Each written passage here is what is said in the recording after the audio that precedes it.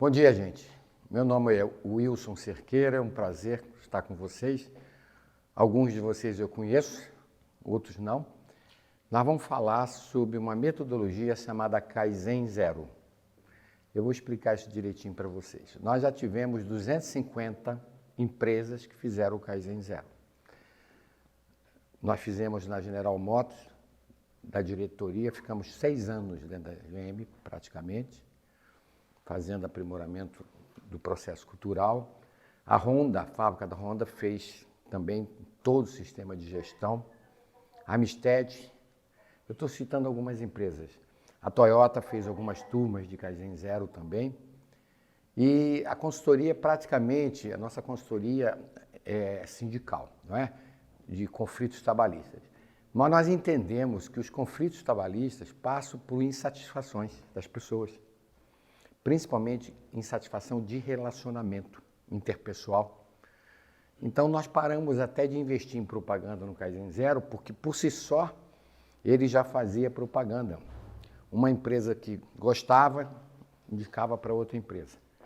E nós temos 3 consultores que trabalham com o sistema de Kaizen. Eu geralmente trabalho no nível mais de diretoria.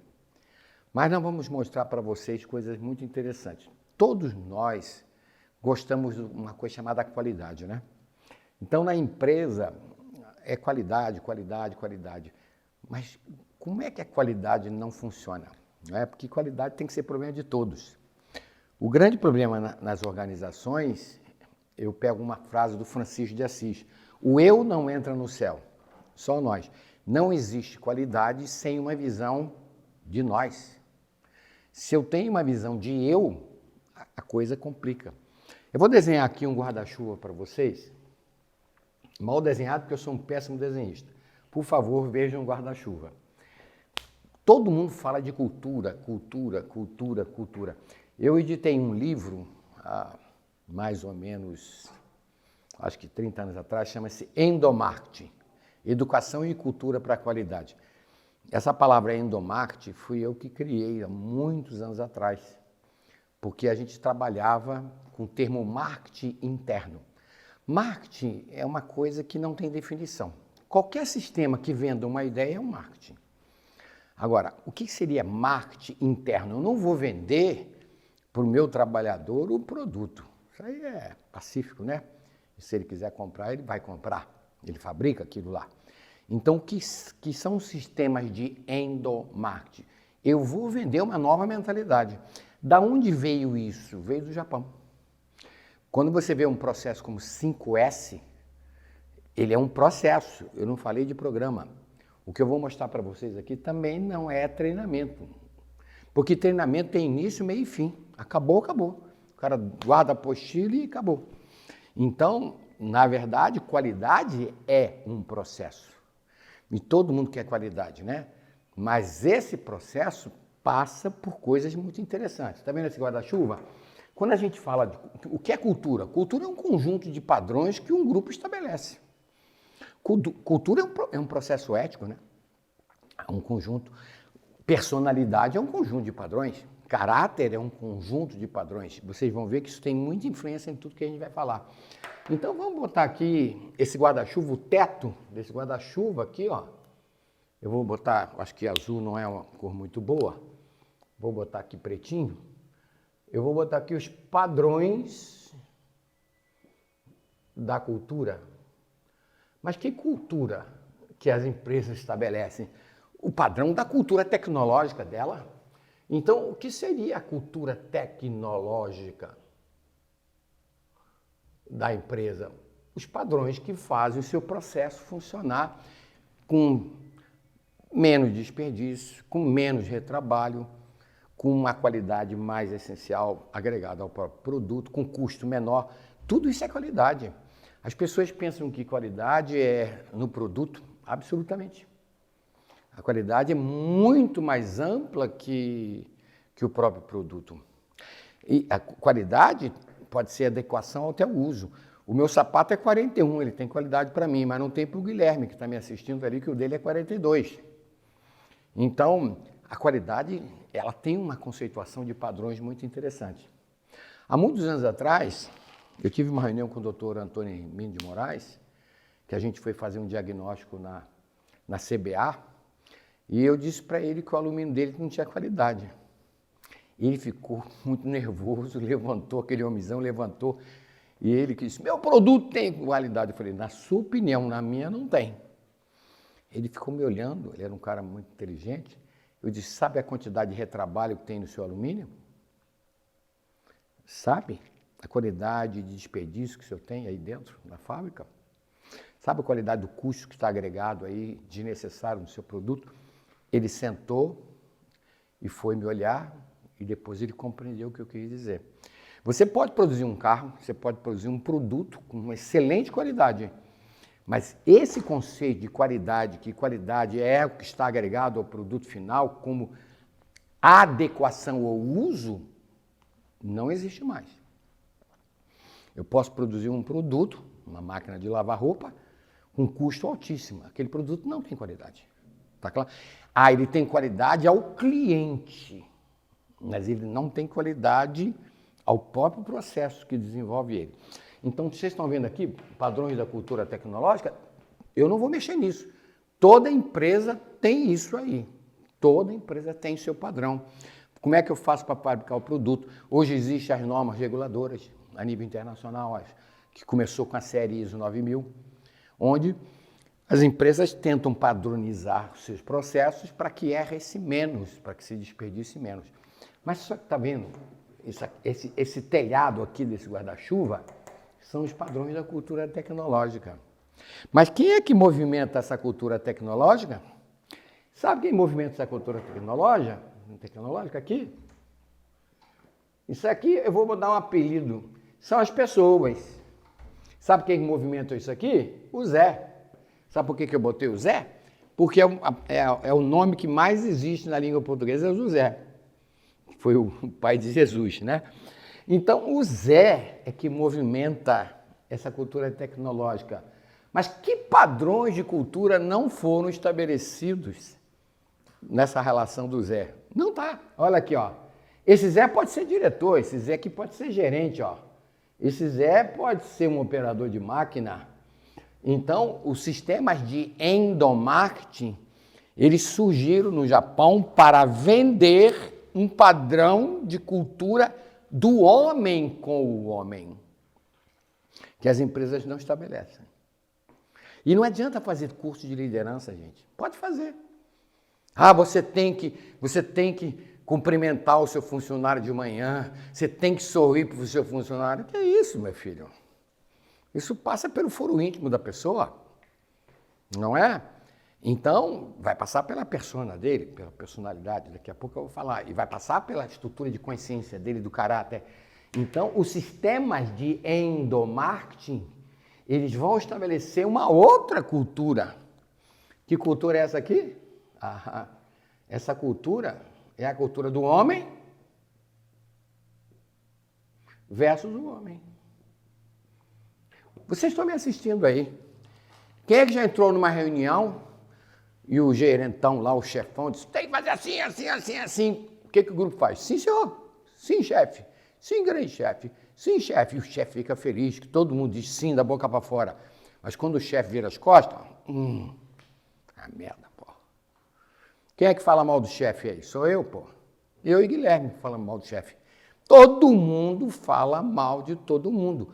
Mas isso é um problema de caráter. Não é nem de personalidade. Você sabe qual é o maior inimigo de uma empresa? Um indivíduo mau caráter. Você sabe por que os mau caráteres eles ficam dentro das organizações? Porque não tem padrão de relacionamento. Quando você padroniza comportamentos, quem se desviar daquele padrão, aparece. E quando aparece, ele é notado. Mas nós não definimos esses padrões da cultura do homem como ele. O que nós definimos? Esse padrão de cultura tecnológica, a gente define. É do homem com o quê? Com o processo. Isso está definido. As normas isso define isso aqui. Homem com processo. Mas nós não definimos o padrão do homem com o homem. Então, meu filho,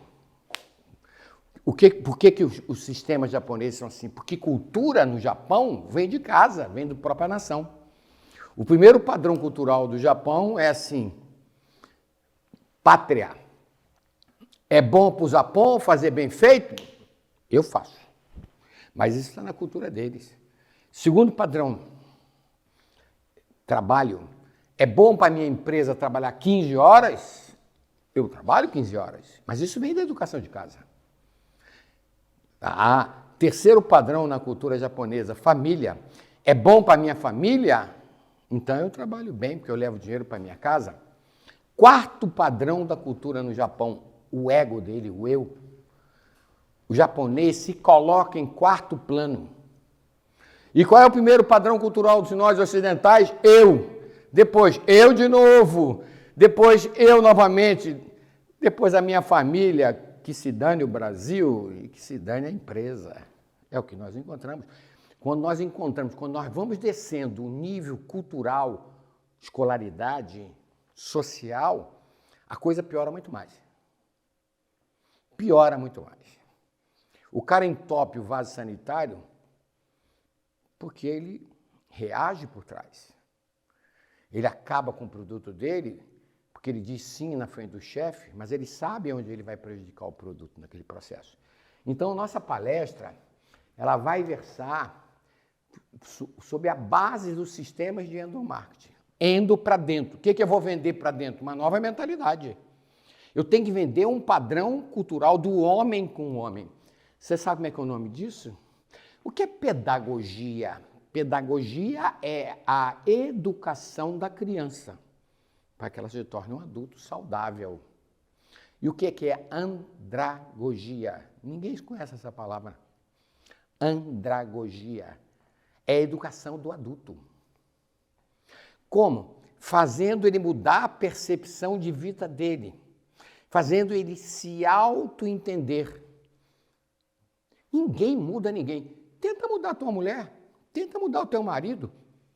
Tenta impor uma mudança nos seus filhos, você não vai conseguir. Como é que se muda as pessoas? Muda o sistema de percepção deles. Na medida que ele perceber a vida por um outro ângulo, ele começa a mudar. Eu estou gravando isso aqui na escola de psicanálise clínica, que é da WCCA. Nós temos aqui, em Campinas, 380 alunos, são 7 turmas. Mas as turmas de São Paulo são 500. Já formamos 1.300 psicanalistas clínicos. A base da clínica hoje é andragogia. Eu não vou mudar o outro, mas na medida que o outro começar a perceber a vida por um outro ângulo, ele começa a mudar. Porque a mudança é intrínseca do próprio indivíduo. Então eu vou contar uma história para ilustrar o que eu vou mostrar aqui para vocês. O que eu vou mostrar para vocês é uma palestra diferente. Vocês estão vendo que eu não vou projetar nada aqui.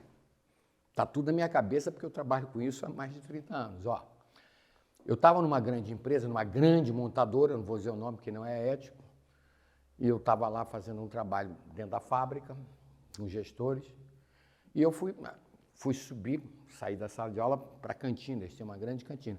De repente eu vejo um gerente. Ele viu, Wilson, ele vinha correndo para falar comigo, porque eu já estava indo voltando para a sala de aula. Eu não me lembrava dele, porque nessa empresa, nessa montadora, a gente fez o Kaizen Zero da diretoria para baixo. Todo mundo pegou tudo, até o nível baixo. E aí ele me deu um abraço, eu nunca mais esqueço disso, e os olhos dele estavam cheios de lágrimas. Eu olhei o crachá dele, eu falei, o que houve, cara? Você lembra de mim? Eu disse, olha, eu trabalhei muito aqui. Eu fiz a segunda turma do Kaizen, eu era um gerente de alto nível aqui dentro. E sabe o que acontece? Eram 12 encontros naquela época. Eram encontros quinzenais, de 4 horas. Eu achei aquilo uma bobagem. Sabe por quê? Porque, eu era gerentão, tinha carro, ganhava um bom salário, tinha uma mulher bonita, tinha 2 filhos. Eu achei aquilo tudo de conceito de empatia, de mudar meu comportamento. Isso tudo é bobagem, tem que mandar mesmo e o subordinado tem que obedecer. Eu falei, tá, e o que acontece? Eles lembra que eram 3 faltas que podia ter no máximo, senão voltava a fazer o Kaizen todo? Eu lembro, eu faltei 5. Me convocaram, mas eu não fui. E eu, por que você está me falando tudo isso? Sabe por quê? Eu guardei as apostilas do Kaizen Zero. Eu entendi alguns conceitos do Kaizen Zero, mas eu não incorporei aquilo na minha vida, porque eu achava que não precisava daquilo ali. Um dia, minha esposa não estava em casa, eu tinha um filho de 4 anos, 4 para 5 anos, e ele me incomodou, ele me xingou, e eu dei uma surra nele de cinto. E lanhei ele mesmo. Eu estava com raiva, lanhei o bichinho. E o que aconteceu? Quando a minha esposa chegou em casa, ela viu o filho lanhado, ela disse, quem foi que fez isso aí? Fui eu, que eu estava nervoso. Você pode pegar a sua mala e ir embora daqui hoje. Que eu não quero nem processar você por ter se viciado do meu filho. Pode ir embora. E pegou a mala dele e botou ele para a rua. Agora, onde está o gerentão? E uma mulher bonita, uma mulher jovem. E ela disse, você não entra mais aqui agora. Isso é um caso real. E o que acontece? Quando eu fui lá para fora, eu comecei a sofrer. Porque tem uma coisa na vida da gente. Eu sempre digo isso. Não sou eu que digo. Carl Jung, um grande psicanalista, diz 7% das pessoas mudam por conscientização. 93% só pelo sofrimento. E eu sempre digo assim, está sofrendo? Vai ter que sofrer mais. Não foi suficiente ainda. Está sofrendo? Porque o sofrimento é um buraco, é um poço.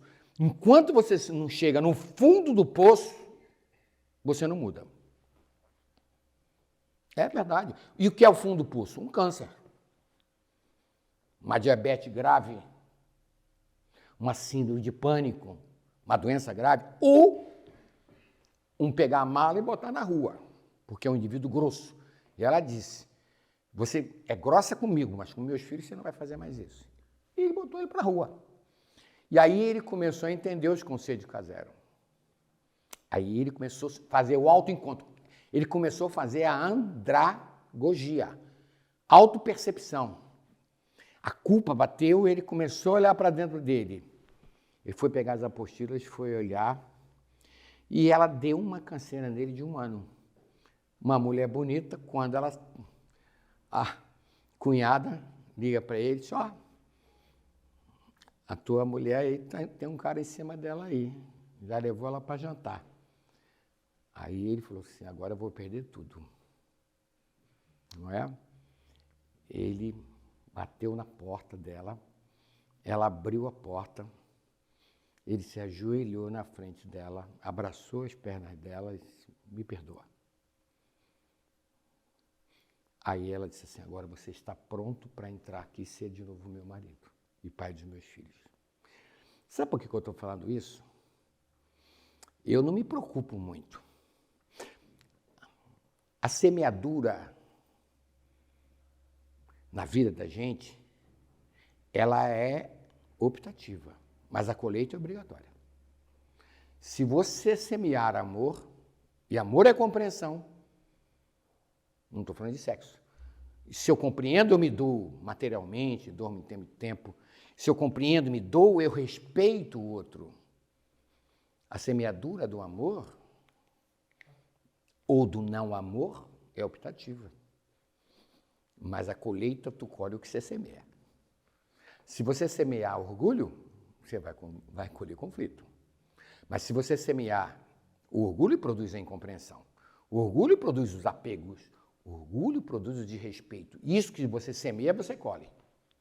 Seja no ambiente de trabalho ou seja no ambiente de empresa.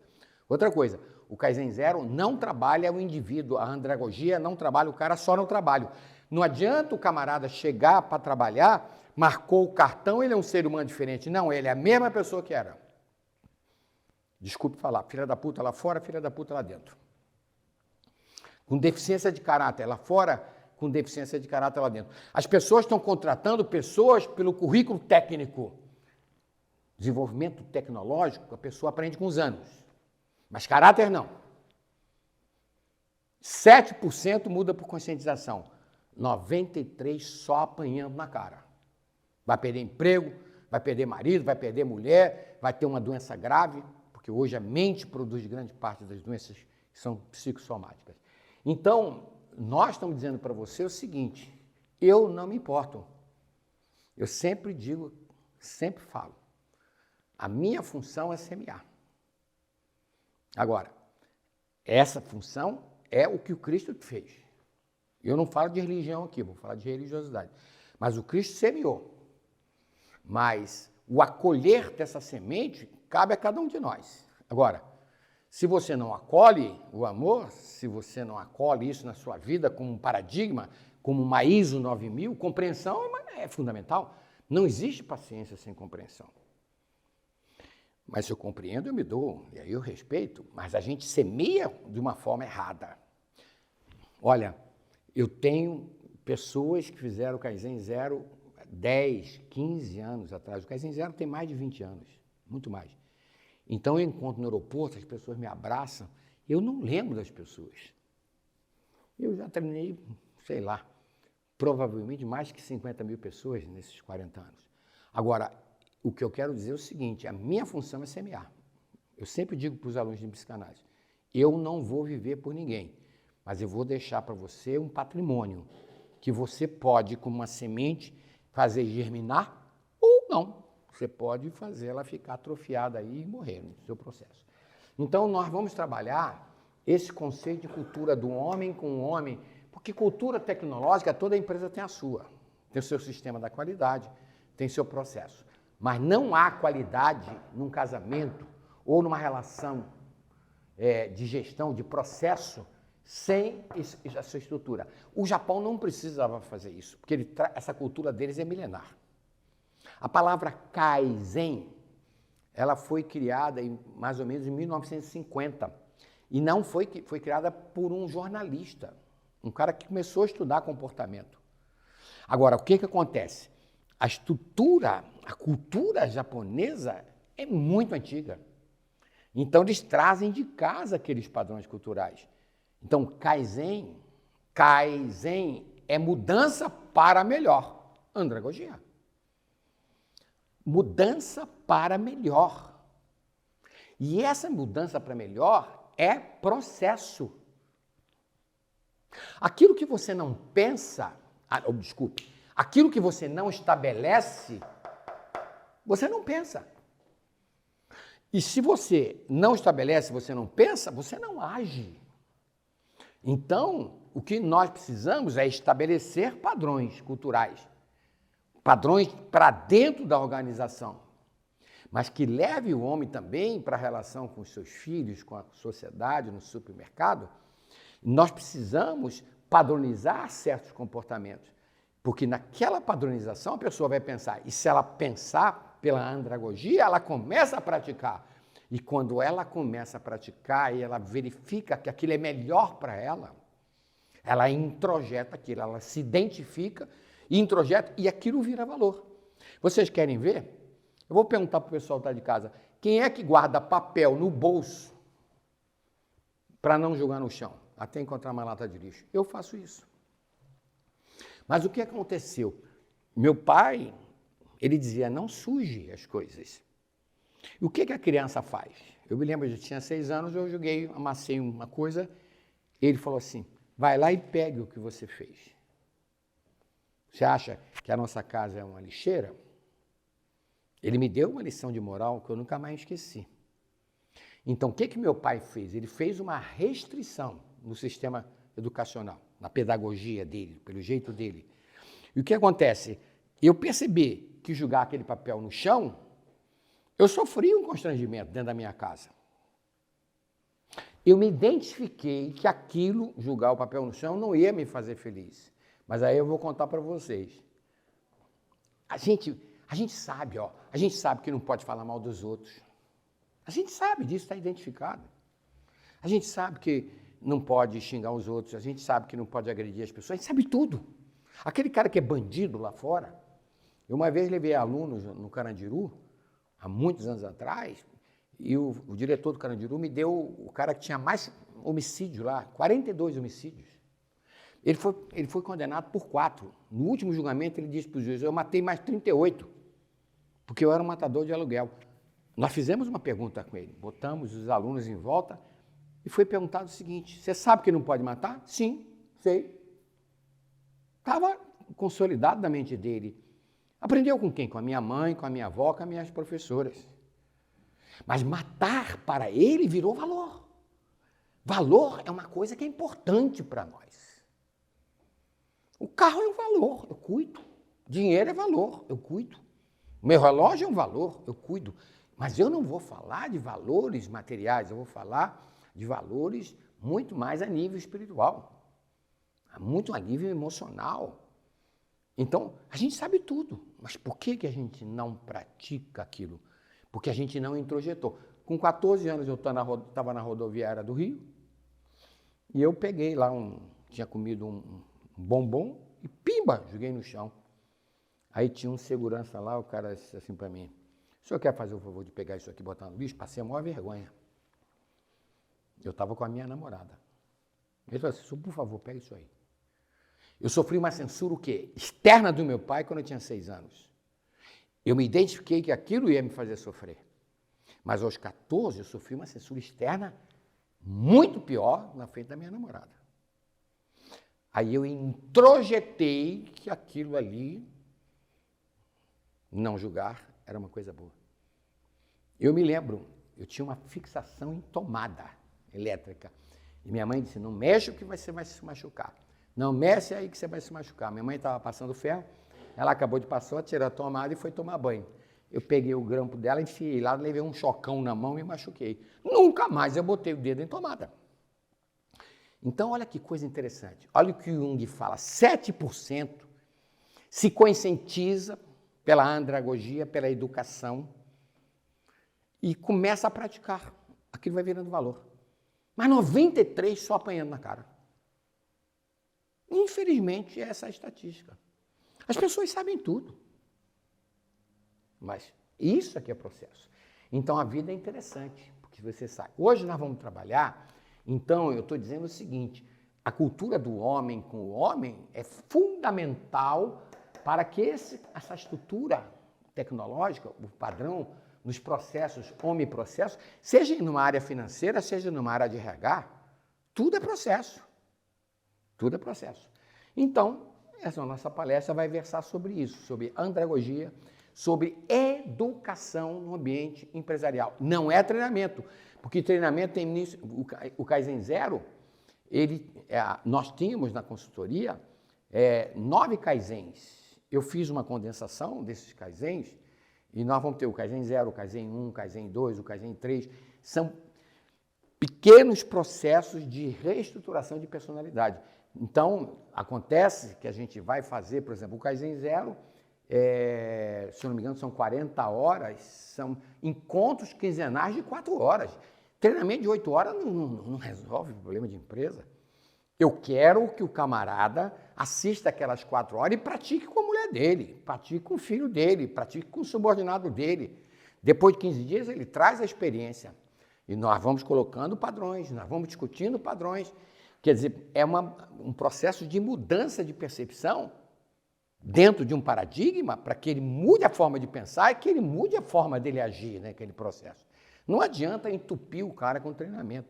Não adianta dizer que ele tem que dar bom dia. Ele não vai fazer isso. Enquanto ele não introjetar que aquilo é importante. Vamos falar aqui uma pergunta. Vamos pegar os sistemas da religiosidade. Eu não estou falando de religião. A lei do amor está escrito assim pelo Cristo. Faça ao outro o que você quer que ele te faça. Sócrates falou o contrário. Não faça para o outro aquilo que você não quer que ele lhe faça. É a mesma coisa. O Cristo disse, se doe. Você quer que ele te compreenda? Compreenda. Você quer que ele te ajude? Se doe para ele. Você quer que ele respeite?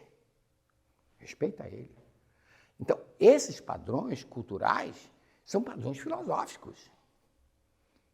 O Cristo não veio pregar religião nenhuma. Ele veio semear um padrão filosófico de relacionamento. Agora, toda vez que você se afasta do faça, ou do não faça o outro, você vai sofrer. Ah, você vai sofrer, é o que nós vamos mostrar. Então, eu vou começar a trabalhar esse aspecto da cultura do homem com o homem. Por favor, não estou falando de treinamento, estou falando de processo. Tá? O que acontece? Se eu vou fazer um Kaizen 0, se são 40 horas, não é isso? Então, são 8 dias de atividade. Desculpe, são 40 por... são 5 dias inteiros de atividade. Se eu trabalhar quinzenal, eu vou trabalhar mais de 6 meses com essa pessoa. Não é isso? Cada mês eu trabalho 8 horas. São 5 meses de atividade que eu vou trabalhar com ele. 5 meses onde ele ele aprende coisas e vai vivenciar. E ele começa a ter uma mudança de paradigma. Ninguém vai mudar ninguém, não. Tudo é processo. Então, eu vou apagar isso aqui. Quem quiser fazer pergunta, depois, Paulo, bota no chat aí e você me avisa, tá? Porque eu não enxergo daqui. Tá? Alguma pergunta até agora, gente? Nenhuma? Tem alguma pergunta aí no chat, Anderson? Não. Tá? Muito bem. Então, eu vou desenhar uma coisa aqui, para todo mundo rir um pouquinho. A gente levar isso aqui... Você está vendo que nós vamos levar isso aqui num nível bem descontraído, né? Eu estou desenhando uma coisa aqui e eu queria que vocês entendessem que isso aqui é uma ameba. O que é uma ameba? A ameba é um ser unicelular. Tem uma célula só, totalmente deformado. Se você meter no microscópio, você vai ver que ela está sempre em constante deformação. Então, eu não estou dizendo que a empresa de vocês é uma ameba, mas qualquer semelhança é mera coincidência. Então, vocês já viram uma ameba que tem área de produção, gente? Essa ameba produz. Ela tem área de produção. Né? Vamos lá, ela tem área financeira? Lógico que ela tem. Tem finança, não é? Não, ela tem finanças. Ela tem até recurso humano, gente. Tem área RH, tem psicólogo, né? Tem área de RH, tem gerente de RH, tem gerente de RT, tem tudo, né? Tem área de engenharia? Tem. Tem área de PCP? Tem. Tem área de materiais? Tá, tem tudo. É uma ameba perfeita, né? Tem diretor, é uma ameba completa, né? Então, tem área X, tem área Y, tem área Z. Então, por que você está chamando a empresa de ameba? Porque ela está em constante deformação. Mas quem é que faz essa ameba funcionar? Porque ela tem uma cultura tecnológica. A finança trabalha com uma tecnologia, engenharia trabalha com uma tecnologia, recurso humano trabalha. Eu não vou mexer nisso aí, não. Mas quem é que faz isso aqui funcionar? Quem faz isso funcionar é o Zé. Lembra do Zé? E o Zé, coitado, ele tem que cumprir a cultura tecnológica que está lá. A cultura tecnológica diz que ele tem que fazer assim, que ele tem que fazer outro jeito, que ele não pode fazer assim. Então, cada bolinha desse é o Zé. Está mal desenhado, mas todo mundo está entendendo que tem Zé para burro aí. Se a empresa tem 1000 funcionários, tem 1000 Zé. Muito bem. Então, quem é que movimenta essa cultura tecnológica? O Zé. Mas olha o que acontece. O Zé traz a educação que ele tem de casa. Muito bem. Então, cada Zé que entra vem de um nível cultural, vem de um sistema familiar. Então, esse Zé que está aqui, ele acha que trabalhar no ambiente dele, com finanças, ele tem que trabalhar colocando os esforços dele nos seus relacionamentos assim. Esse Zé acha que agredir é bom. Encheu comigo, manda merda. Esse aqui, trabalha aqui. Esse aqui trabalha ali. Esse puxa para cá, esse puxa para cá. E aí você começa a ver que o problema nas organizações começam nos seres humanos. Mas tem uma coisa muito interessante. O que é um feudo? O que é o feudo do eu? Ele não trabalha na empresa. Ele é do RH. É um feudo. Ele é da produção. Outro feudo. ele é das finanças. Outro feudo, ele é de materiais. E todo senhor feudal que se prezava lá na antiguidade tinha um castelo com um canhão apontado para o outro feudo. Então, o que acontece nesse ambiente feudal? O eu é o que domina aqui. Quem é que já viu reunião de... Pega gerentes desse feudo aqui reunindo. Quem já viu reunião de gerente que um fica assim, está se metendo na minha área. A área é dele. Está se metendo na minha área. Mandei um e-mail para o senhor não providenciou. É um dando porrada no outro. Outro, na reunião, fica assim, tá bom. Se precisa para quinta-feira, eu dou. Tá, conta comigo.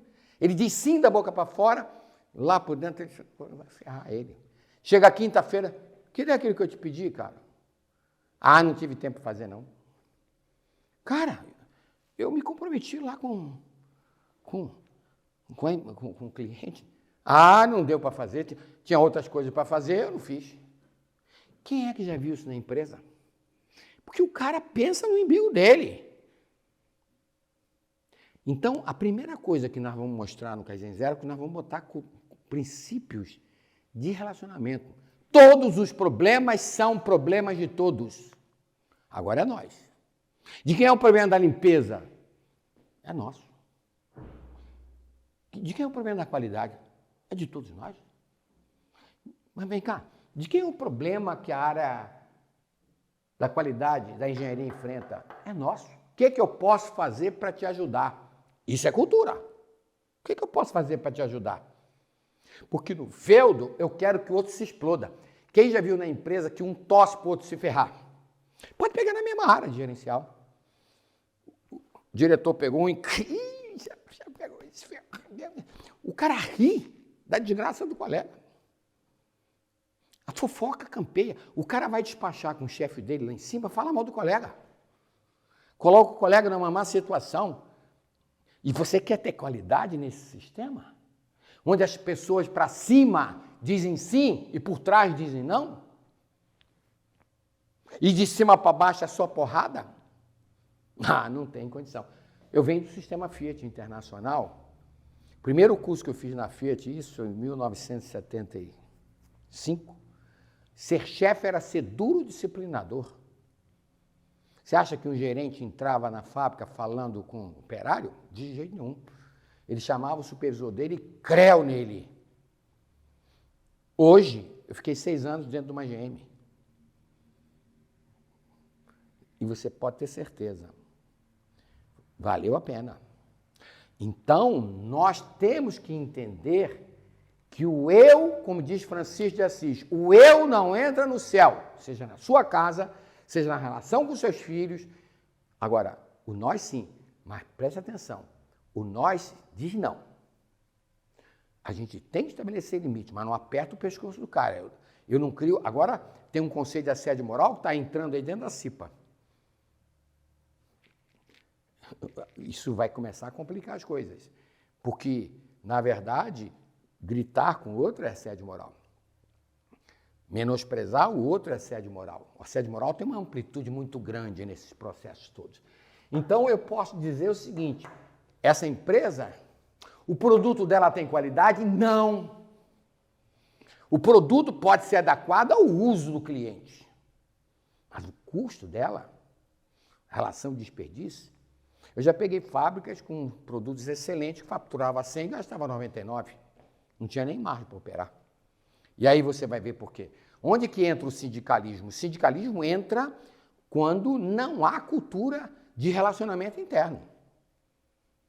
Porque se você não trata bem o teu operário, ele vai lá para fora na assembleia e ele vai agir contra a própria empresa. O Kaizen Zero vai até o operário. E é uma coisa, não tem como falar isso para vocês hoje, mas a gente gera multiplicadores do Kaizen Zero e esses multiplicadores da empresa vão treinar a base operária. Eles adoram, porque o operário é ávido de conhecimento. Depois a gente monta uma peça de teatro onde eles oficializam aquela cultura, com aqueles padrões que o Kaizen Zero está estabelecido. Isso eu já fiz teatros, eu tenho vários desses teatros gravados. coisas interessantíssimas, onde se oficializa um padrão de cultura, de relacionamento para a cultura da qualidade. Esse processo do Kaizen Zero, ele não é de RH, ele é da gestão da própria qualidade. Logicamente, quem tem que gerenciar ele é a estrutura de recursos humanos. E qualidade numa visão mais ampla. A qualidade é tudo que a gente respira dentro da empresa. Fofoca é falta de qualidade. Mau humor, agressividade, assédio moral é falta de qualidade. O que nós vamos trabalhar num sistema de qualidade básico para que a empresa tenha resultados melhores no seu sistema. Isso é fundamental. Então, eu vou fazer uma pergunta para vocês. O que acontece nessa merda? Eu falei que a cultura tecnológica dela está estabelecida. Mas o que está faltando? A cultura do homem versus o homem. Vocês querem ver? Eu me lembro, a gente trabalhando com operário, e o operário é muito simples, ele fala, você pega um funcionário novo, bota no sistema da produção, treina ele. Ele está cheio de gás, ele está cheio de motivação para produzir. E ele começa a produzir. Como não tem cultura nos outros, quando não tem cultura da empatia, do amor, porque a palavra empatia é da ciência psicológica, mas na teologia a palavra empatia chama-se amor. Não estou falando de religião. Amor é compreender, empatia é compreender. Amor é se doar em tempo, afetivamente, materialmente. Empatia é se colocar no lugar do outro. E se eu compreendo e eu me dou na empatia, eu respeito. E o amor faz isso. E quando eu falar, então, da palavra amor, eu estou falando da palavra empatia no sistema. Então, o papo foi o seguinte. Professor, comecei a trabalhar aqui há 6 meses, eu estava produzindo bem, o chefe estava muito satisfeito comigo. Eu estava no banheiro, os colegas chegaram para mim, ô camarada, tu tem que ir devagar, cara, você está ferrando a gente, que o chefe agora está querendo que a gente produza no teu padrão aí. Agora não temos nem tempo para fazer cocô, pô. Tá pensando que no final do mês você vai receber mais salário, cara? Vai devagar aí, rapaz, não enche o saco. Fui pressionado, quase apanhei dentro do banheiro. Porque quando não tem cultura de relacionamento, quem quer fazer melhor sofre assédio dos outros, principalmente dentro do processo produtivo. Pode entrar em qualquer área. Entra um funcionário novo, ele está se destacando, gera inveja. Inveja é falta de amor, é falta de empatia. E aí começam a falar mal da pessoa. Então, é muito complicado. Eu sempre digo, vai mudar de emprego, vai ver onde você vai cair na outra emprego. As pessoas mudam de emprego para ganhar mais salário. Tu vai cair num par de dinheiro lá, que tu vai perder o emprego em 6 meses. Estou cansado de falar isso para diretor. Você está bem aqui, rapaz? Está crescendo aqui? Não, porque eu vou ganhar mais. Olha onde você vai voltar a sua cabeça. Ele é um excelente diretor aqui, em 6 meses ele perde o emprego lá. Mas você sabe por quê? Não é pelo problema tecnológico, é pelo problema do comprometimento. Você imagine uma pessoa empática dentro de um ambiente altamente egocêntrico. Ele vai ser triturado. Então, o que acontece? Nós precisamos mudar essa percepção. Não é? Mudar essa percepção. Então, o que eu posso dizer que a empatia, que é a capacidade de me colocar no lado do outro, ela tem o inverso, que é uma sombra, que é a estrutura egocêntrica, que eu vou mostrar já para vocês. Tá bom?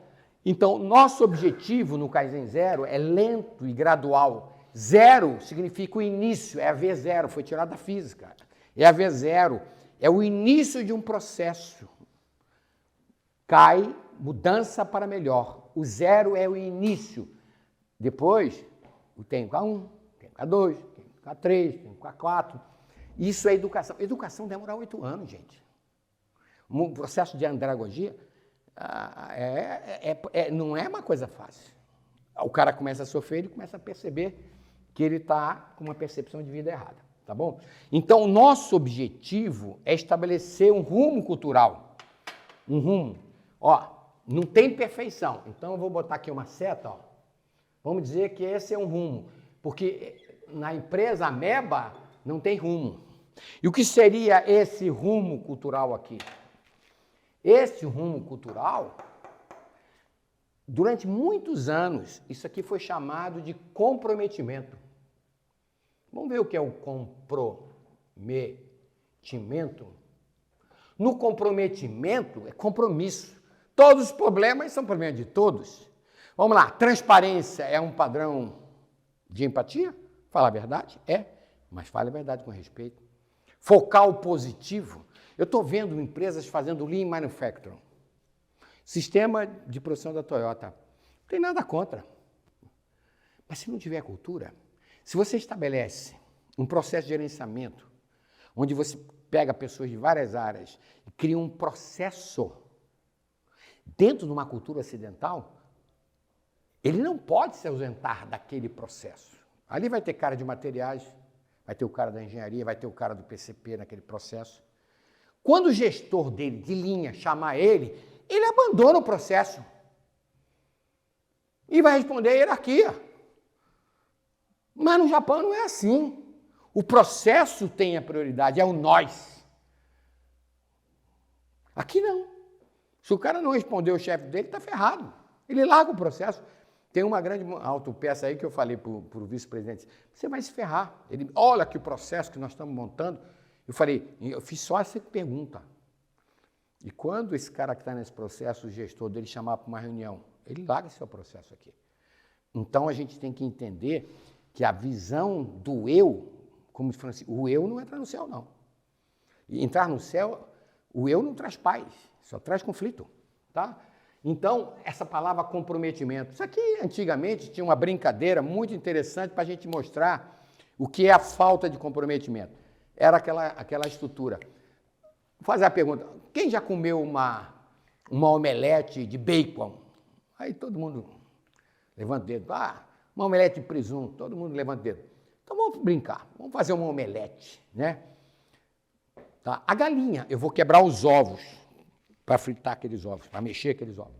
A galinha que colocou esses ovos, está comprometida ou está envolvida? Porque envolvimento é uma relação superficial. Ó, olha aqui, ó. O rótulo, ele envolve a garrafa. A relação do rótulo é superficial, não é? Então, a palavra envolvimento é uma relação não profunda, superficial. A galinha que colocou esses ovos está comprometida com essa omelete ou está numa relação superficial? Aí a gente fica na dúvida. Então eu vou fazer o papel da galinha. Eu sou a galinha, está na hora de botar o ovo. Eu falo, dou aquela readinha lá, puf, botei o ovo. Olha o que a galinha fala para o ovo. Já fiz a minha parte. Agora o ovo é problema do produtor. Ela já fez a parte dela. Quem já viu na empresa, Ameba, uma pessoa dizendo, eu já fiz a minha parte, agora o problema é da área de engenharia, agora é o problema da área de produção. Essa relação não é de empatia. Isso é uma relação de separatividade, né? É uma relação de pouca compreensão, de pouca doação, de pouco respeito. Então a galinha está... Você acha que a galinha está sentindo a temperatura da frigideira? Tá não, eu já fiz a minha parte, agora é com a minha mulher, não é bem assim não. E quando eu pegar o presunto para fritar ali, o bacon, o porco está comprometido ou está envolvido com a minha omelete? Ele está ali dentro da frigideira, ele morreu para me fazer a omelete. Então o porco está inteiro ali dentro do processo. Isso aqui foi colocado nos programas da qualidade de muitos anos, se explicava que é uma relação mais profunda. E a relação mais profunda do comprometimento é uma relação intrapsíquica. Eu não vou jogar o papel no chão porque eu acho que é melhor. O problema da limpeza é um problema meu. O problema do banheiro limpo é um problema meu. O problema da qualidade do meu produto é um problema meu. Porque a pessoa comprometida não precisa ser fiscalizada. O envolvido precisa. O envolvido, ele é um tremendo egocêntrico. Ele só está pensando nele. Porque se o cara vem trabalhar só por salário, está tudo errado na vida dele. Mas se o cara vem trabalhar por amor, por entender a importância do trabalho dele, aí muda tudo.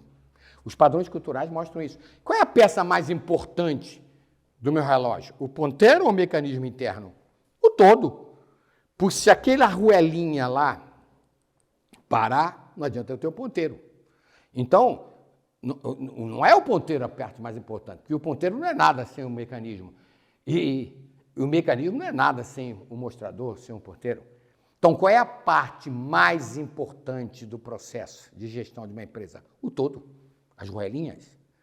Ninguém constrói uma fábrica só com área de produção. Aquela mulher que varre uma fábrica, que limpa um banheiro, ela é parte desse processo? Ah, mas é uma empresa terceirizada, eu não estou preocupado com isso. Uma pessoa do RH, o que é que ela faz dentro da empresa? Ah, eu sou do RH, eu sou de treinamento, eu sou de desenvolvimento. Não é nada disso, isso é a sua função. Você é uma produtora e uma vendedora dos nossos produtos, porque ninguém produz só com área de produção. Eu preciso de financeiro, eu preciso do RH, eu preciso de meios de pagamento, eu preciso de área de materiais. Então, quem varre a fábrica produz e vende os nossos produtos. Quem cozinha lá para dar comida para nós produz e vende. Nós temos que mudar uma mentalidade dentro do sistema organizacional. Ah, não, eu sou do RH, feudo. Eu sou da produção, feudo. Vai ter conflito danado. Aliás, o pessoal de produção detesta o pessoal de RH. Porque RH só inventa moda, encheção de saco, vem aquela mulher com aquele negócio para cá. O RH tem que estar dentro da fábrica, gente. Então, nós vamos começar a dizer o seguinte, não tem perfeição, não tem perfeição. Eu quero muita gente, o quê, gente? Eu quero muita gente, muita gente puxando a empresa para esse rumo. Não há perfeição não, gente, não há perfeição. Tem gente que não vai puxar. Então, eu quero muita gente agindo positivamente na cultura da empatia. O que falta nas empresas, não há comprometimento sem empatia, sem um se colocar no lugar do outro. Não. Mas presta atenção, se a galinha sentar nos ovos para chocar, ela está comprometida. Enquanto o ovo está dentro dela, ela e o ovo são uma coisa só. Mas na medida que eu disser assim, já fiz a minha parte, não, nós precisamos de empatia, amor, dentro do processo organizacional. Mas isso é altamente de foro íntimo desse processo, não é? Legal. Então, alguma pergunta? Não há perfeição. Eu quero muita gente, porque é uma coisa interessante, Eu vou apagar isso aqui, vou fazer uma curva de Gauss aqui para vocês, para a gente entender. Nada é rápido. Tudo é educação. A andragogia é uma coisa incrível. Você vai educando as pessoas, vai mudando a percepção das pessoas num processo muito lento. Mas, se a gente não falar em limpeza todo dia, não tem limpeza. Isso é Kaizen. Se eu não falar em compreensão todo dia, não tem compreensão. Se eu não pensar em compreensão, não tem compreensão. Se eu não falar em qualidade, se eu não pensar em qualidade, não tem qualidade na minha vida. Não é? Então, vamos lá. Eu vou desenhar aqui uma curva de Gauss, bem mal feitinha para vocês. Nessa estrutura de Gauss, nós vamos dizer assim, vamos chamar o positivo do comprometimento, da empatia, não é? Então, tem gente, predominantemente o quê? Comprometido. Não existe nada absoluto. Absoluto só Deus. A palavra absoluto, Deus é o amor infinito, Deus é a empatia infinita. Nossa mente é cartesiana, ela não entende o que é infinito. Para nós, o absoluto é 100%, tá? Então, tem gente aqui, altamente evoluída dentro da organização. Mas aqui tem gente altamente primitiva. Esses aqui são egoístas. Esses aqui são orgulhosos. Esses aqui já são mais humildes. Esses aqui têm uma capacidade maior de compreensão. Mas aqui no meio, tem a estrutura oscilante, porque isso é o normal. Tem hora que eu não estou me sentindo bem, então eu oscilo para o negativo. Estou pensando em mim. Mas tem hora que eu estou no positivo e eu começo a oscilar menos e vou vindo para cá. Isto, quando você trabalhar isso aqui, vamos chamar isso aqui de comprometimento. Não é? Muito bem. Cultura? E vamos chamar isso aqui de envolvimento. Isso não é problema meu, não ganho para isso. Já fiz a minha parte. Falar a verdade é uma estrutura da empatia. Focar o positivo do outro é uma estrutura da empatia. A estrutura egocêntrica só foca no negativo do outro, não é? Então vamos fazer uma pergunta. O que seria uma empresa ameba mal desenhada? Eu vou desenhar aqui para vocês, ó. Olha aqui, pouquinha gente, porque é temporal, pouquinha gente muito tempo comprometida. Se tem pouquinha gente muito tempo comprometida, tem pouquinha gente oscilante. Ó, a maior parte dessa empresa está envolvida. Ó, a maior parte dessa empresa está envolvida. A cultura aqui, ó, é altamente egóica, egocêntrica. Cada um por si, Deus por todos.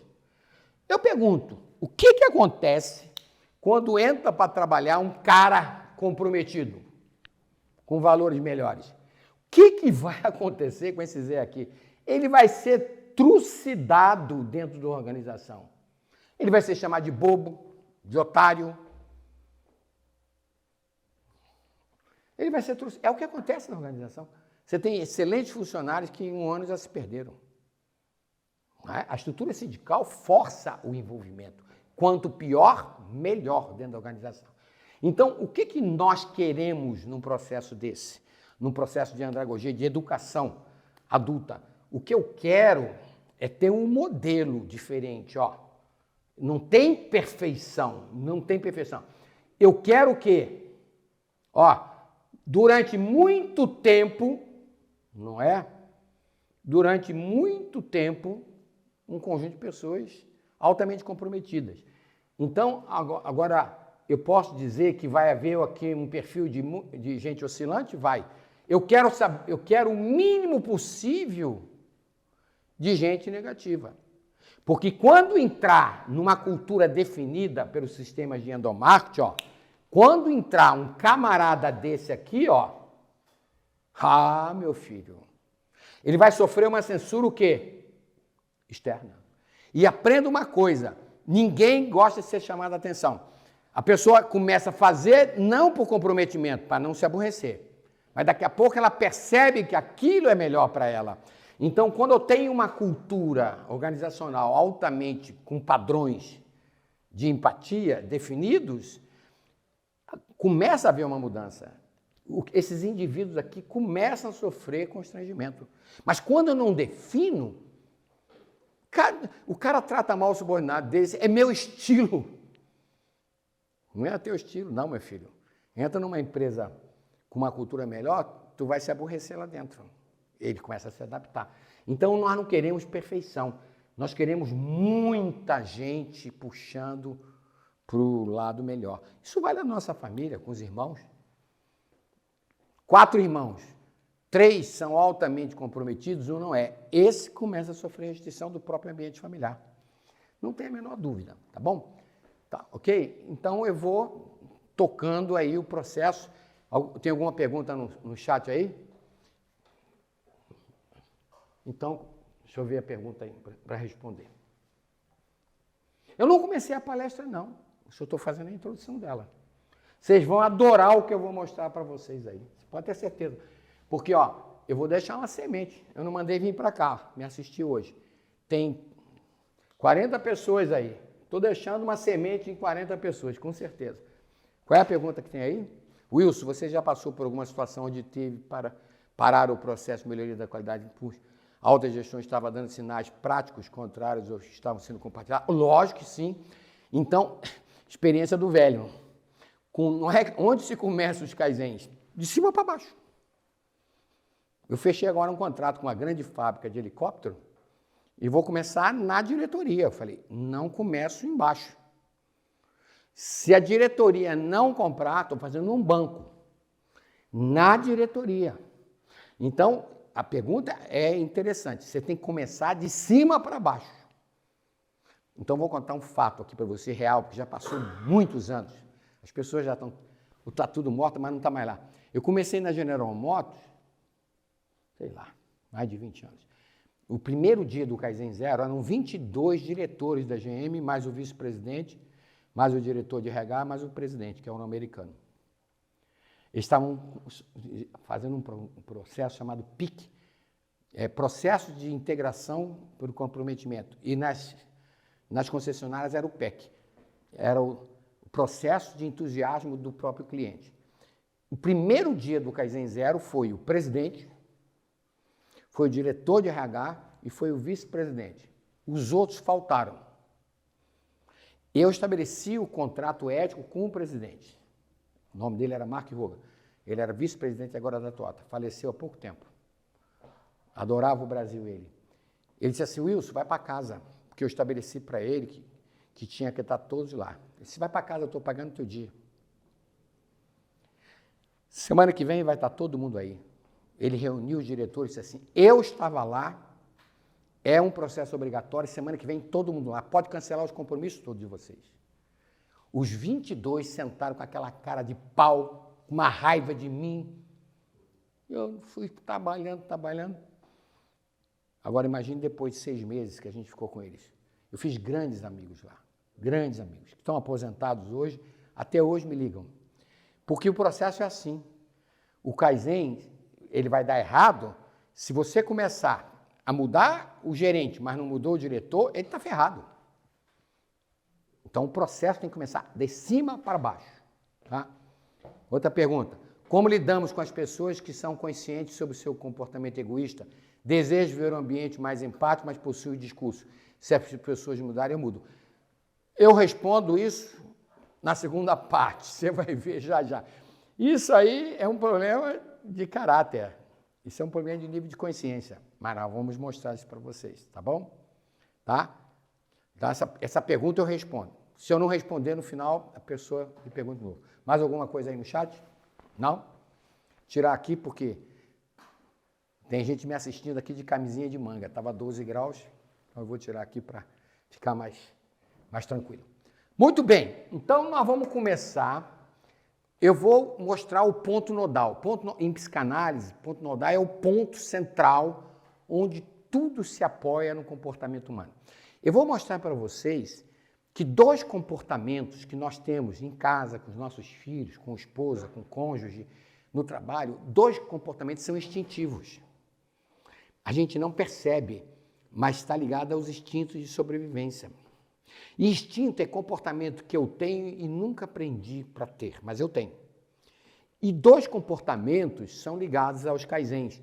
São comportamentos que não são instintivos.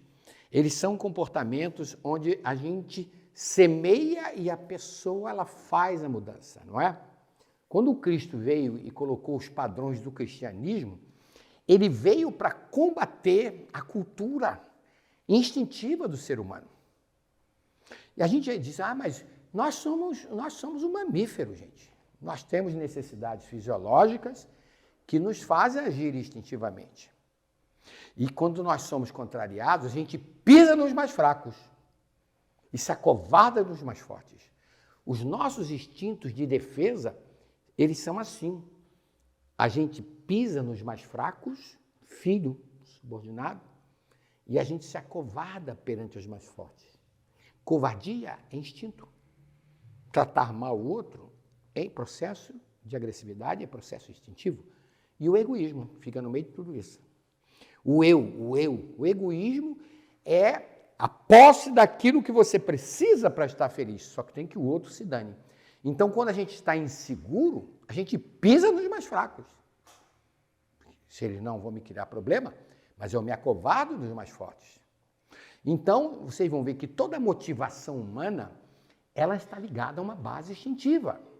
Mas eu não quero ser réptil mais, eu não quero ser um mamífero irracional nesse processo. E eu vou começar, então, a palestra para dizer o seguinte, eu vou mostrar o que seria aquele rumo cultural. São 2 hipóteses, são 4 hipóteses que eu vou mostrar para vocês aqui, dos nossos comportamentos. 2 nos fazem sofrer e 2 nos trazem felicidade. Mas a primeira coisa que a gente tem que entender é que sofrimento não é obrigatório. Sofrimento é optativo. O sofrimento é psicológico. A dor é obrigatória. Isso é um dos padrões do Kaizen. A dor é obrigatória. E para a dor tem remédio. Não adianta eu dizer, eu não quero ter dor de barriga. Vai ter. Eu não quero ter dor de dente. Já vai acordar com a dor de dente. Eu posso estar com câncer na cama, com muita dor, e não estar sofrendo. Não entendi isso. Se eu tenho esperança, se eu tenho compreensão, se eu tenho respeito por mim e gratidão por aquele que me cuida, eu estou padecendo dor. E para dor tem remédio. Agora, se eu estou com uma dor muito intensa, estou revoltado, se eu estou agredindo as pessoas, eu estou padecendo a dor e estou sofrendo. Sofre quem quer sofrer. Vocês vão ver que essas duas hipóteses produzem sofrimento para quem age assim e para os outros. E as outras duas hipóteses não fazem a pessoa sofrer. Nós vamos entender isso direitinho, tá? Então, para a gente mostrar isso, eu vou ter que mostrar de uma forma simples o que é personalidade. Persona vem do latim, é máscara. Personalidade são as máscaras que eu visto para fora. Personalidade é de mim para minha esposa, para os meus filhos, para os meus subordinados, para os meus chefes. Caráter é intrapsíquico, é de você para você. Não estou entendendo. O caráter são padrões de comportamento que vêm do processo pedagógico, de educação desde criança. Quer ver? Compreensão. Compreensão é uma atitude de amor. Doação é uma atitude de amor. Respeito são atitudes de amor. Mas quer ver só? A humildade é reconhecer seus erros. É intrapsíquico. O humilde reconhece seus erros. Ele não se compara, ele não julga. Ele se sente igual, ele se sente fraterno. Isso é padrão de caráter. Bondade, padrão de caráter. Tá? Puxa, então eu posso dizer fidelidade. É um padrão de caráter. Toda vez que a gente foge desse padrão de caráter, a gente sente culpa. Toda vez. Pode experimentar. Então, a sociedade, quando ela criou os padrões de relação, ela criou os problemas de caráter. Caráter é coordenado pela tua censura interna, pelo seu nível de consciência. E o que é consciência? A relação com o meu eu tem com o conteúdo aprendido. Não entendi isso. Quer ver? Ó, o que tem na minha mão aqui? Ah, tem um pincel preto. Eu aprendi isso da minha mãe. Isso não tem nada a ver com caráter. Isso aqui é um traço de memória. Mas quer ver? Seu burro, seu idiota, seu estúpido. Opa. Eu agora estou ferindo alguém. E tem lá um padrão que diz assim, não faça para o outro o que você não gostaria que o outro fizesse para você. Não é isso? Ah, então, bondade é caráter. Agora vamos lá. Aparentar ser bondoso. Personalidade. Ser magro. Personalidade. Aparentar ser gentil. Como vai? Tudo bem? Aparentar ser gentil é personalidade. Sabe onde está a hipocrisia? Na personalidade. Esse que botou essa pergunta aí, isso aí é hipocrisia pura. Se os outros não mudam, eu não mudo. Você vai ver já aqui. Então vamos lá. Fidelidade, caráter. Aparentar ser fiel. Roubar. Não, ser honesto é um padrão de caráter. Calúnia. Não roubei nada. Opa. Está protegendo a personalidade. Tem uma coisa. O caráter é intrapsíquico. Como Freud dizia, você pode mentir à vontade para os outros, mas você não vai ficar bem. Não vai ficar. Na psicanálise, nós temos dentro de nós uma censura interna violenta, que Freud chamava de superego. Ele fica em cima do ego no aprendizado dele, porque a pessoa sabe que não pode trair. A pessoa sabe que não pode mentir. Mentiu? Vai sentir culpa. Ah, não tenha dúvida. A gente escuta uma vozinha interna dizendo assim, não faça isso, não faça isso. Aí a gente faz, vem a culpa, você não devia ter feito isso. Então a gente começa a compreender. Eu tenho que fazer uma palestra superficial para vocês. Então eu vou pegar um cientista chamado Albert Einstein. Einstein, com 8 aninhos de vida, numa escola alemã, no início do século XX, um professor alemão que podia bater nos alunos, tá? Aquele cara tirando, ele era ateu, ele não acreditava em nada. É o direito dele. E ele, para tirar um sarro das crianças, Ele perguntou de manhã cedo assim, para os meninos, Deus existe? E as crianças, baseadas na religião, sim, Deus existe. Ele disse, então Deus existe. Segunda pergunta para os alunos. Tudo foi criado por Deus? E as crianças, baseadas na religião, tudo foi criado por Deus. Bom, vocês estão dizendo então que Deus existe, tudo foi criado por Deus. Se existe o mal e tudo foi criado por Deus, Deus é mal. Deus é muito mal, ele criou o mal. Todo mundo ficou acuado, os garotinhos ficaram acuados. Einstein levantou o dedinho, disse assim, professor, o senhor está errado. Como, Einstein? Posso lhe provar que o senhor está errado? Posso lhe perguntar? Ele disse, pode. Ele faz a seguinte pergunta para o professor. Gênio é assim mesmo. Professor, existe o escuro? E o professor, lógico, acho que tem escuro. Nós tivemos que acender a luz aqui na sala de aula. Esse professor, o senhor está enganado. A física diz que escuro é a ausência da luz. Professor, existe o frio? Isso, lógico, está todo mundo de casaco aqui, está muito frio. Isso não existe frio, não, professor. A física diz que o frio é a ausência de calor. Professor, existe o mal? Lógico, mas eu não falei que Deus é mal? Disse, não, professor. O que existe é a ausência do bem. Então, eu vou fazer uma pergunta para vocês. Existe egoísmo? Egoísmo é instinto. Egoísmo é sombra dentro de nós. O que existe é a ausência da doação e do desprendimento, que é semente dentro de nós. Quando Cristo disse, isso aqui não é religião, hein? Vós sois deuses, o que eu faço, mais vocês poderão fazer futuramente. Ele deu um sentido de evolução. Esse Deus que ele fala está dentro de nós, mas ele é uma semente. E a semente tem todo o potencial da futura árvore. Mas a semente para virar uma árvore tem que é o solo. E o que é o solo? É o casamento. Casamento é uma união de crescimento mútuo. Relação pai-filho, relação chefe-subordinado, são salas de aula para a nossa evolução. Nós nascemos para aprender a amar, quer vocês queiram ou não. E o que está faltando nas empresas é empatia. Mas todo mundo tem o mesmo potencial. O que significa potencial? É uma coisa vir a ser. Então, quanto eu tenho de potencial de bondade? 100%. Uma semente. Mas quanto eu já potencializei disso? É diferente. Quanto essa plantinha já cresceu? Quanto eu tenho de potencial de fidelidade? 100%. Mas quanto eu já desenvolvi disso? Então, o instinto não. A criança já nasce instintivamente 100% instintiva. Então, o instinto é sombra. Tá? O amor é a luz nesse processo. Olha a definição do Einstein, muito interessante. Ó. Então, eu vou botar aqui a definição do Einstein para vocês entenderem. Esse homem aqui foi um gênio, não só na estrutura da física, né? Que ele criou. Então, eu vou botar aqui o escuro, não é? E vou botar aqui o claro. São coisas de mesma natureza. O escuro é a ausência da luz.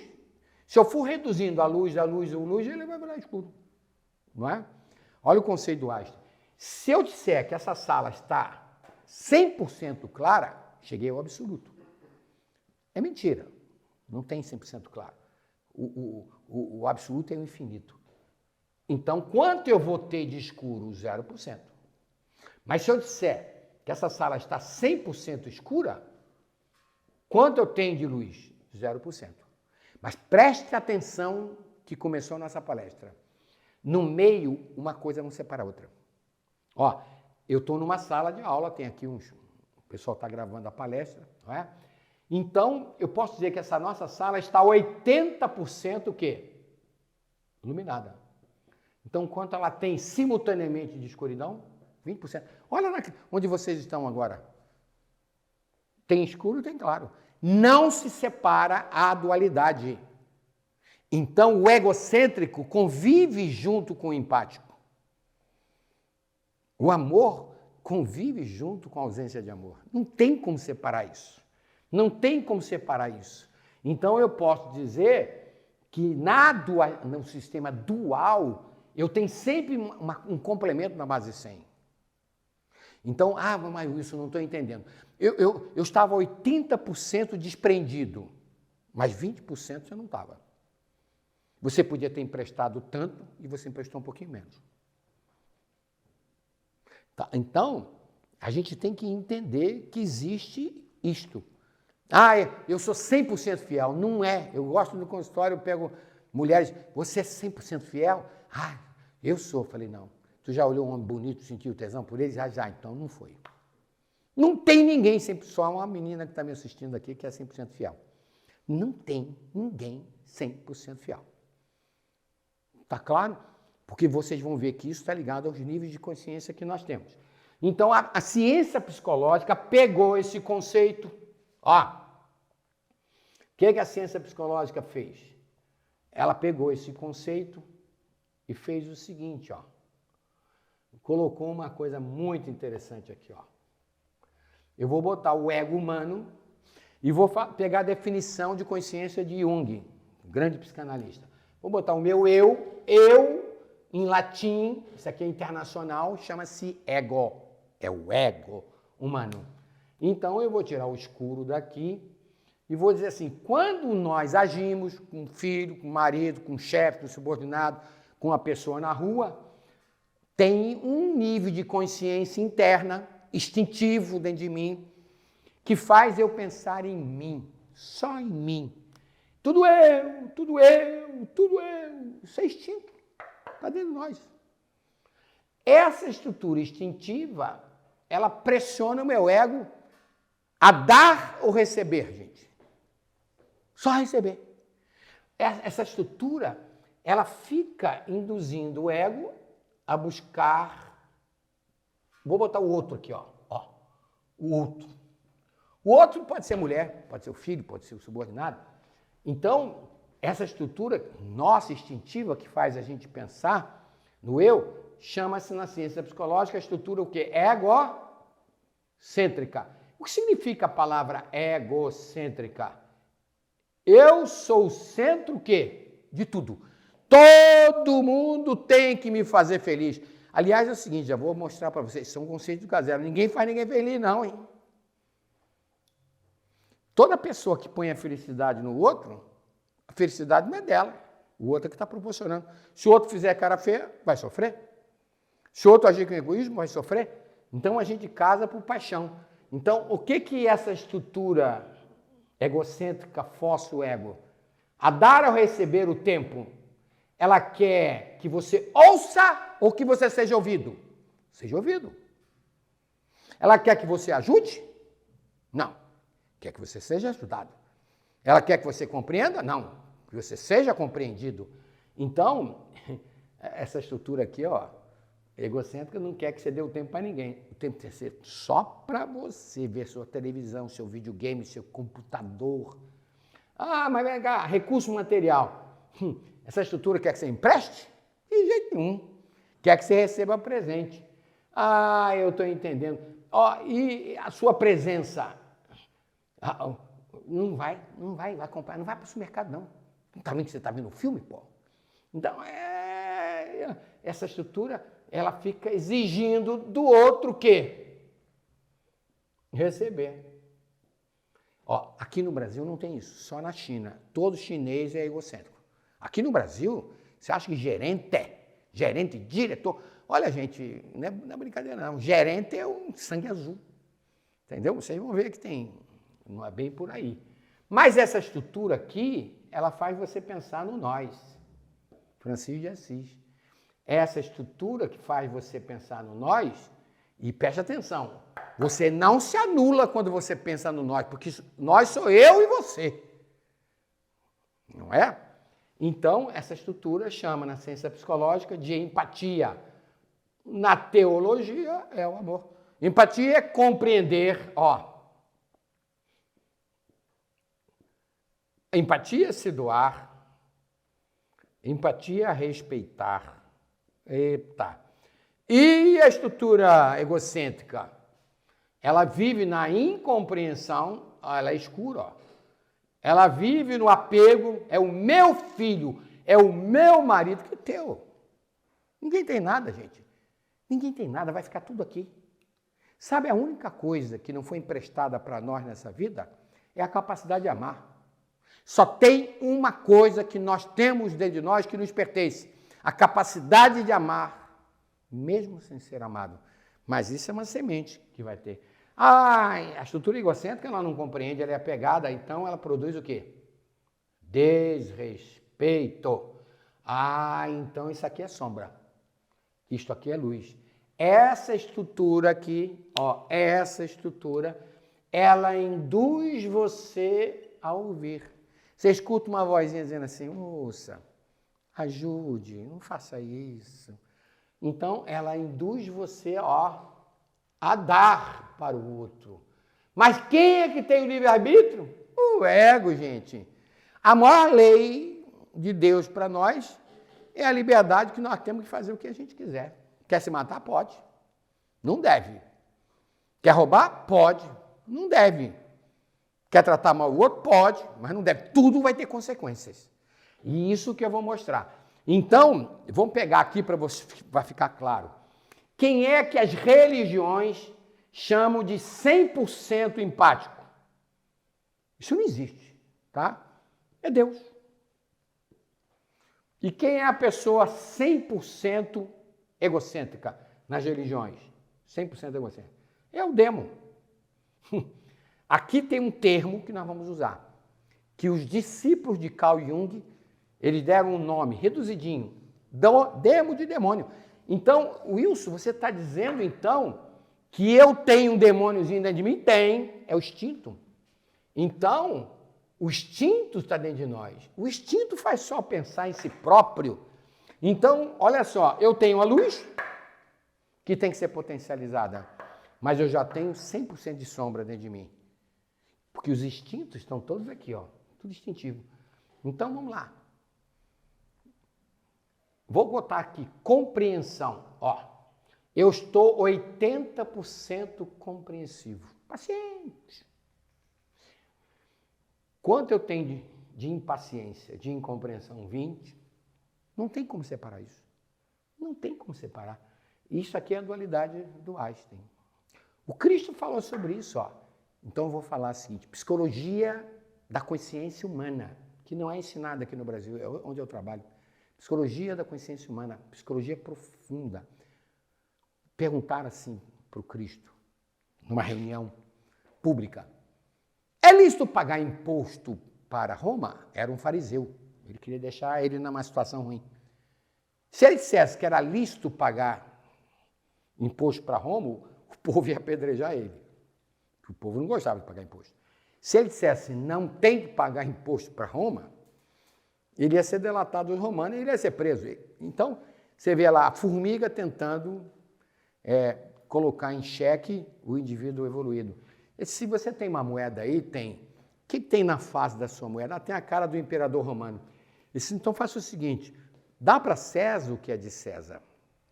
Sabe qual é o lado de César? É o nosso lado. É o nosso lado humano. É o lado das nossas necessidades. Eu tenho que ter dinheiro para pagar minhas contas. Eu tenho que ter dinheiro para comprar minha comida.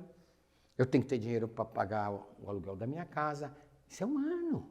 Dá para César. César é a correspondência daquilo que é humano. Nossas necessidades. Mas dá para Deus aquilo que você pode dar para Deus. Ele não falou mais nada. Então ele não disse nada. Ele disse, dá para César o que é de César. Mas dá para o próximo o que você pode dar nesse processo. Então, não existe ninguém perfeito nesse mundo. Isso aqui é um mundo escola. Nós estamos num processo de andragogia, de mudança de percepção, de paradigma, para nos tornarmos pessoas melhores nesse processo. Então, em cima disso, da dualidade do Einstein, eu posso, então, desenhar, vou apagar isso aqui, você me perdoe, eu vou desenhar isto agora de uma forma que todo mundo vai compreender. Nós vamos estudar 4 hipóteses, 2 hipóteses instintivas e 2 não instintivas. Vocês querem fazer 10 minutos de intervalo aí? Vamos fazer? Podemos fazer intervalozinho? Voltamos em 10 minutos, nós voltamos? 10h50, a gente volta, eu toco aqui uma sineta A gente volta. Vamos fazer um pipi, tá? Vamos tomar um cafezinho, tá bom? É Vapt e Vupt.